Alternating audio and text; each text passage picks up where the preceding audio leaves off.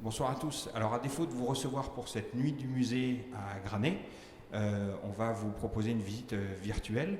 Cette première visite, Lisa, on est devant du Paul Cézanne. Alors moi, j'ai pas l'habitude de voir Paul Cézanne comme ça, enfin l'étoile de Paul Cézanne comme ça, et puis en plus, il y en a deux. Alors tu vas voir, tout s'explique Bastien. Alors tout d'abord, on est face en effet à une toile de Paul Cézanne qui est en fait la copie d'une œuvre originale de Nicolas Frié qui se trouve ici. Pourquoi Cézanne a-t-il copié cette œuvre? Tout simplement parce qu'il était élève ici, à l'école de dessin d'Aix-en-Provence au XIXe siècle et que, comme tous les élèves, il s'inspirait d'œuvres dites classiques pour s'exercer à la peinture. C'est pour ça qu'il y en a deux.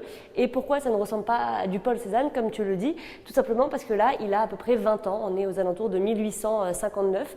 Et donc, il est vraiment dans ses premières années de peinture et il copie. Donc, il n'exprime pas encore son style que l'on va retrouver plus tard. D'accord. Et alors là, du coup, quel rapport avec la nuit? Alors le rapport avec la nuit, c'est cette scène, hein.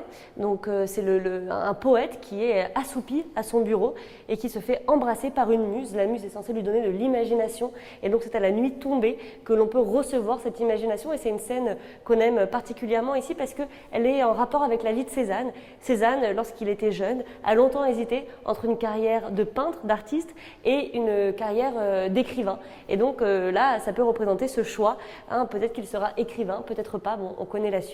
Mais également, ce tableau est intéressant parce que Cézanne n'a pas effectué la copie exacte. Est-ce que tu vois ce qui manque dans l'œuvre de Cézanne?